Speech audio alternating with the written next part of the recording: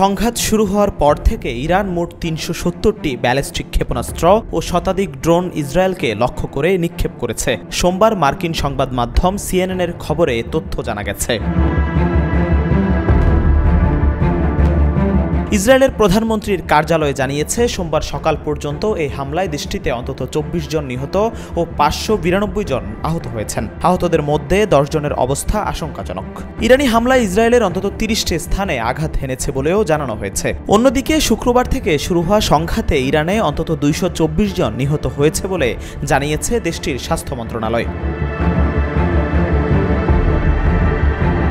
এদিকে national Iranian American কাউন্সিলের প্রধান জামাল আবদি বলেছেন, এখনও ইসরায়েলের বিরুদ্ধে খুব বেশি কিছু করেনি ইরান। ইসরায়েলের বিরুদ্ধে খুব বেশি প্রতিশোধমূলক কিছুই করেনি বলে দাবি তার। তিনি আল জাজিরাকে বলেন, ইরান এখন পর্যন্ত আমেরিকার ঘাঁটি বা সেনাদের উপর কোনো হামলা চালায়নি। এটা প্রমাণ করে যে ইরান এখনও সংযম দেখাচ্ছে। তিনি আরও বলেন, ইরান এখন পর্যন্ত হরমুজ প্রণালীও বন্ধ করেনি, আবার এখনও বলেনি যে তারা পরমাণু নিষ্ক্রিয়করণ চুক্তি থেকে বেরিয়ে যাচ্ছে বা সব পরিদর্শকদের বের করে দিচ্ছে। তারা এসব সিদ্ধান্তে সহযোগিতা কমিয়েছে ঠিকই, কিন্তু এখনও পুরোপুরি তা বন্ধ করেনি। ভবিষ্যতে যেন সমাধানের রাস্তা খোলা থাকে সে চেষ্টাই করছে ইরান। জামাল আবদি বলেন, এই সংযম কতদিন থাকবে তা বলা মুশকিল। অনেকে ভাবছে, যদি ইসরায়েল ইরানের পরমাণু স্থাপনায় হামলা করে তাহলে ইরান হয়তো শেষ পর্যন্ত পরমাণু বোমা বানানোর সিদ্ধান্ত নিয়ে ফেলবে, যা তারা গত ৩০ বছরেও করেনি। সম্প্রতি ইরান ইসরায়েলের ২ জন গুপ্তচরকে আটক করেছে। ইসরায়েলি গোয়েন্দা সংস্থা মোসাদের হয়ে কাজ করার অভিযোগে ইসমাইল ফিকরি নামে এক ব্যক্তির মৃত্যুদণ্ড কার্যকর করেছে ইরান। সোমবার এই মৃত্যুদণ্ড কার্যকর হয়েছে বলে আন্তর্জাতিক সংবাদ মাধ্যম আল জাজিরা জানিয়েছে।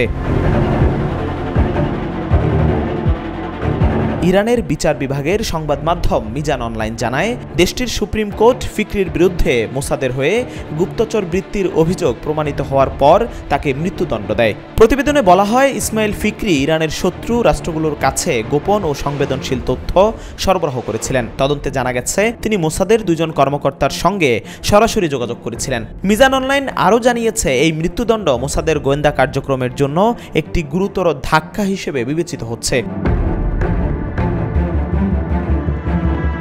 এদিকে রাশিয়া, চীন, তুরস্কের পর ইসরায়েলকে কড়া হুঁশিয়ারি দিয়েছে পরমাণু শক্তিধর দেশ পাকিস্তানও। এনডিটিভি জানায়, যদি ইরানের উপর পরমাণু বোমা ফেলে তাহলে পাকিস্তান ইসরায়েলের উপর পরমাণু হামলা চালাবে বলে জানিয়েছেন ইরানের এক শীর্ষ সেনা কর্মকর্তা। ইরানি রেভলিউশনারি গার্ডের জেনারেল মোহসেন রেজাই এমন বক্তব্য দিয়েছেন।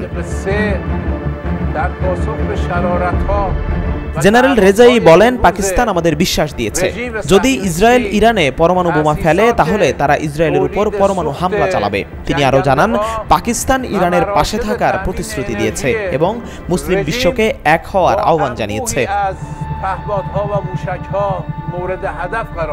রেজাই দাবি করেন, ইরানের কাছে কিছু গোপন শক্তি বা সামরিক সক্ষমতা রয়েছে যা এখনও প্রকাশ করা হয়নি। পাকিস্তানের পক্ষ থেকে এখনও আনুষ্ঠানিকভাবে পরমাণু অস্ত্র ব্যবহারের বিষয়ে কিছু বলা হয়নি, তবে তারা ইসরায়েলের বিরুদ্ধে ইরানকে সমর্থন জানিয়েছে।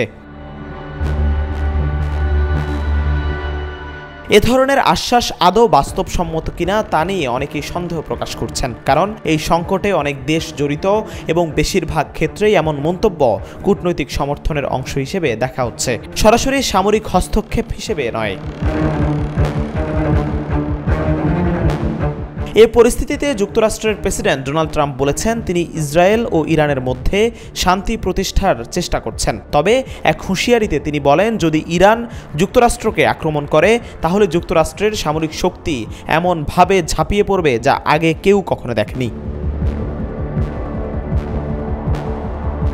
এদিকে পাকিস্তানের প্রতিরক্ষা মন্ত্রী খাজা আসিফ বলেন, ইসরায়েলের হাতে পরমাণু অস্ত্র থাকা নিয়ে পশ্চিমা বিশ্বকে চিন্তা করা উচিত। তারা যেভাবে ইসরায়েলকে সমর্থন করছে তাতে শুধু এই অঞ্চল নয়, গোটা বিশ্বের জন্য বিপদের আশঙ্কা তৈরি হয়েছে। ইসরায়েলকে একটি দাঙ্গাবাজ রাষ্ট্র উল্লেখ করে খাজা আসিফ বলেন, ইসরায়েলের কর্মকাণ্ড পুরো অঞ্চলকে আগুনে পুড়িয়ে ফেলতে পারে।